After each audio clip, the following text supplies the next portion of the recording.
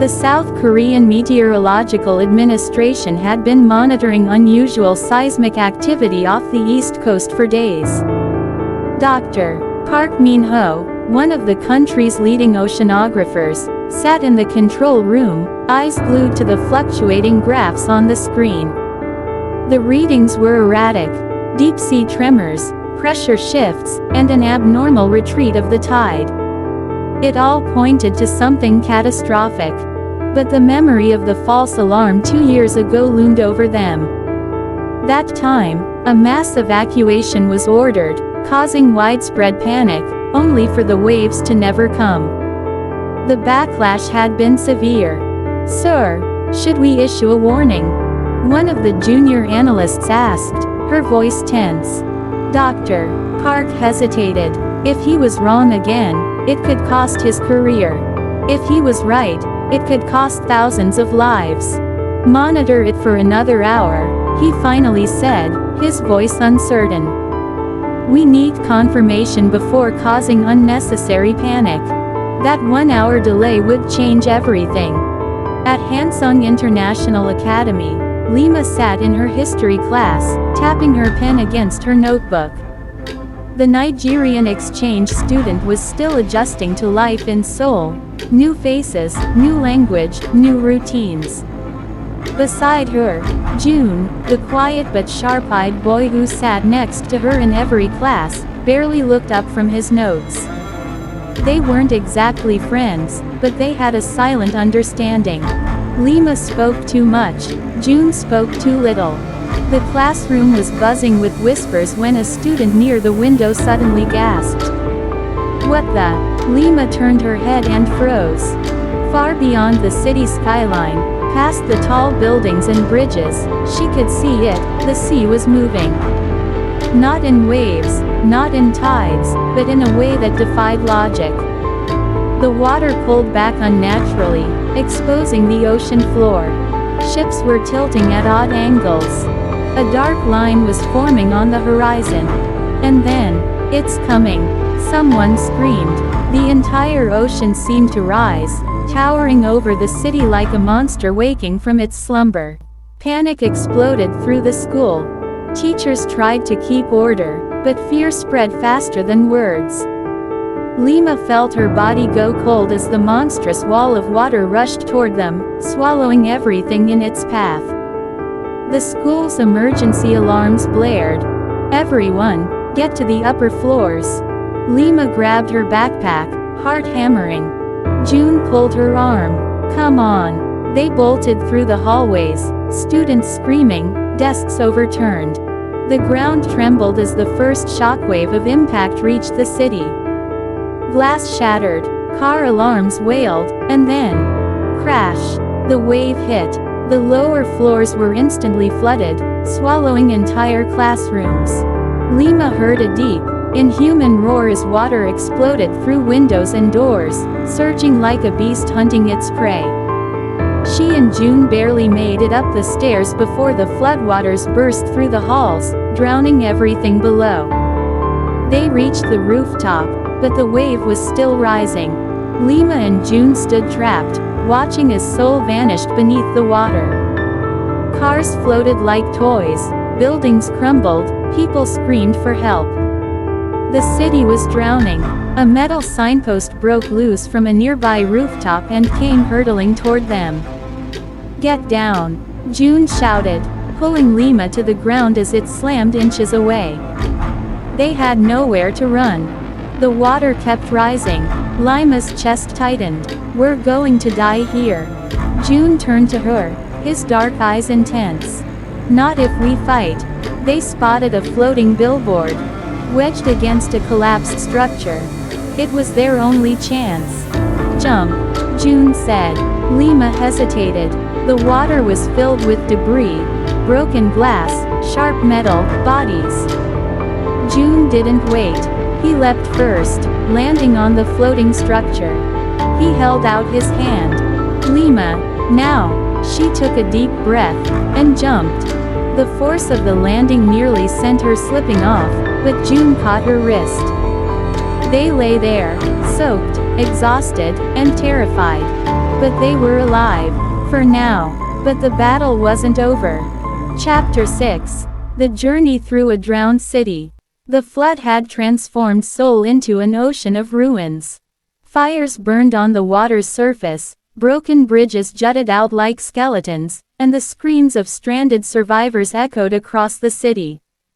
Lima and June had to keep moving, find food, find shelter, find help. But in a city that was now a death trap, every second was a fight to survive. And the worst part, another wave could still come. The flood had turned Seoul into an apocalyptic wasteland. The familiar streets were now treacherous rivers of debris.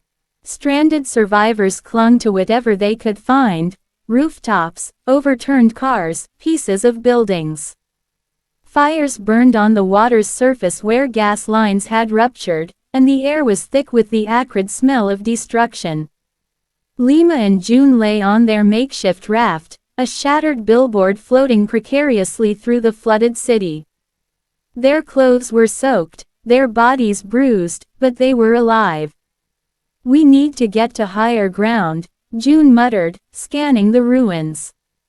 Lima swallowed hard. "And then what? There's no food, no shelter, no one coming for us." June's jaw tightened. He didn't have an answer. Then, a distant cry for help pierced the silence. Lima sat up. "Did you hear that?" June nodded. Without hesitation, he used a long piece of wood to steer them toward the sound. As they drifted past a half-submerged convenience store, they saw her, a little girl clinging to a streetlight, her tiny hands slipping as the cold water rose. "Hold on," Lima shouted. The girl sobbed, her face pale with terror. June steadied the raft as Lima crawled toward the edge. The girl was just out of reach. "You have to jump to me," Lima urged. The child hesitated, eyes wide with fear. "Trust me," Lima pleaded. With a desperate cry, the girl jumped, but the current pulled her under. "No," Lima dived in without thinking. The icy water swallowed her, blinding her as she thrashed against the pull.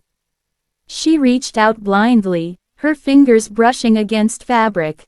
With all her strength, she yanked the child toward her and kicked upward. They broke the surface, gasping for air. June leaned over, gripping Lima's arm and hauling them both back onto the raft.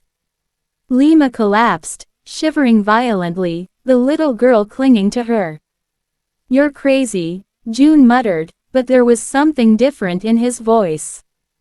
Admiration. Chapter 7. The night of cold and fear. By nightfall, the temperature had plummeted. Lima and June sat curled together on the raft, using their soaked jackets as makeshift blankets. The little girl, Mina, had fallen asleep in Lima's lap, her tiny fingers still gripping her shirt. The water was eerily still now, but the silence was worse. Lima shuddered. "Do you think another wave is coming?" June stared at the dark horizon. "I don't know, but if it does, we have to be ready." Lima let out a bitter laugh.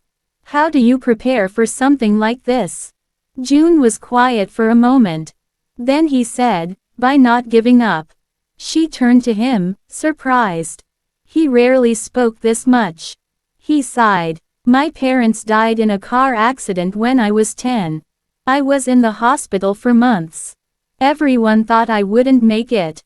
But I did, not because I was stronger, but because I didn't stop fighting." Lima stared at him, his words sinking deep. "You survived," she whispered. "And so will you," he said, looking straight into her eyes. A strange warmth settled in Lima's chest. For the first time since the wave hit, she felt hope. Chapter 8. The fight for food. The next morning, hunger gnawed at them. Mina was weak, and Lima knew they had to find food soon. They spotted a collapsed shopping mall, its top floors barely above water. It was risky, but they had no choice. June tied the raft to a metal beam while Lima climbed inside through a broken window. The inside was a mess: floating mannequins, shattered glass, half-submerged escalators. She waded through the water, searching the shelves. Then, a noise. Something was moving in the darkness. "June," she whispered, gripping a metal rod for protection. A figure emerged from the shadows, a man, drenched and wild-eyed. He wasn't alone. 2 more men followed behind him. Lima's stomach dropped. They weren't here to help. One of them smirked. "Looks like we're not the only ones looking for food." June appeared behind her, his expression unreadable. "We don't want trouble," he said calmly. The man chuckled. "Neither do we. Just leave your supplies, and we'll let you go." June tensed. Lima glanced at the knife tucked in the man's belt. They weren't leaving alive. Then, June grabbed a metal pipe from the ground and swung hard, knocking one of the men back. "Run!" he shouted. Lima grabbed as much food as she could and bolted for the window. The men lunged after them, but June shoved a shelf down, blocking their path. They jumped back onto the raft, untying it as the men cursed behind them. Lima's heart pounded as they drifted away, the city swallowing their attackers. She turned to June. "You didn't even hesitate," he smirked, wiping blood from his lip. "Neither did you. Chapter 9. The Final Test. They survived another night, but in the distance, the sea roared again. Lima and June exchanged a look. Another wave was coming. "We need to get to the mountains," June said. With no time to waste, they paddled through the ruins of Seoul, dodging wreckage, pushing past exhaustion. Every muscle in Lima's body screamed, but she refused to stop. They finally spotted Namsan Tower, the city's highest point. But the path was treacherous. They had to climb, wade through chest-high water, and fight the relentless current. Halfway up, Mina's small body collapsed from exhaustion. "Mina!" Lima caught her, heart racing. The little girl was barely breathing. June pressed a hand to her forehead. "She's too cold. She won't make it unless we get her warm." Lima ripped off her jacket, wrapping Mina tightly, pressing her close. "Stay with me, baby. Please." The wind howled. The sea rushed forward. They had minutes left. June grabbed Lima's hand. "We can do this. One step at a time." With the last of their strength, they climbed. The moment they reached the summit, the second tsunami crashed into the city below. The wave swallowed everything except them. They had made it. Lima fell to her knees, tears streaming down her face as she held Mina close. June sat beside her, exhausted but alive. "We survived," he whispered. Lima looked at him, heart hammering. Together. Chapter 10. 1 year later. The sun was setting over Seoul, casting a golden glow over the newly rebuilt city. The scars of the tsunami still lingered, abandoned buildings, memorials of those lost, but life had moved forward. Lima stood on the observation deck of Namsan Tower, the same place where she and June had fought to survive. A fresh breeze brushed against her skin as she looked down at the city below. It was hard to believe a year had passed. A small hand tugged at her sleeve. "Lima, look." Mina, now healthier and full of life, pointed excitedly at the busy streets below. Lima smiled, brushing the girl's hair from her face. "You're growing up so fast." Mina giggled. "Because I have the best big sister." Lima's heart swelled. After the tsunami, she had officially adopted Mina, determined to give her the life she almost lost. Footsteps approached behind her. "You're early." Lima turned to see June standing there, hands in his pockets, the same unreadable expression on his face. But his eyes softened when they met hers. "So are you," she teased. They hadn't spoken much since that day. June had gone on to train as a rescue diver, determined to prevent what happened to them from happening again. Lima had dedicated herself to helping survivors rebuild. Now, standing here again, it felt like they had come full circle. I heard you're leaving, June said quietly. Lima exhaled. I got accepted into a disaster response program. They want me to help in disaster-prone areas. June nodded. That suits you. She hesitated. And you? Are you happy? A rare smile touched his lips. I'm alive. Lima swallowed. So much had changed, but one thing remained the same.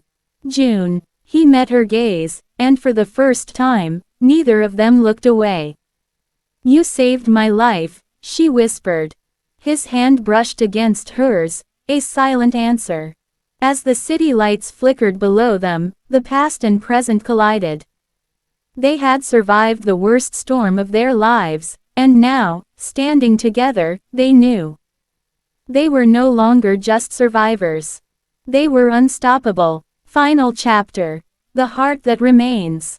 The air was crisp, the scent of autumn lingering as Lima and June stood side by side, gazing at the city below. For a long moment, neither spoke. The weight of a year's worth of unspoken emotions hung between them. You're really leaving, June finally said, his voice quieter than usual. Lima exhaled. Yeah, I think it's time. June nodded, his jaw tightening slightly. You're good at helping people. Lima turned to him. So are you. June let out a short laugh, but there was something vulnerable in his expression. I just pull people out of the water. You help them live again. Lima swallowed the lump in her throat. June, what happened to us that day, it changed me. She paused, gathering her thoughts. But you changed me too.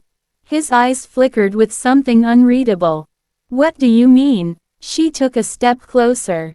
I mean, you taught me how to fight. How to push through when everything felt impossible. When I thought I wasn't going to make it, I held on because of you. June didn't answer right away. But then, he stepped forward. You held on because you're strong. His voice was steady, but his eyes said more than his words. Lima searched his face. And what about you? What kept you going? He hesitated, then exhaled deeply. You. The confession hung in the air, raw and unguarded. Lima's breath caught. June ran a hand through his hair, frustrated. I don't know how to say it the right way.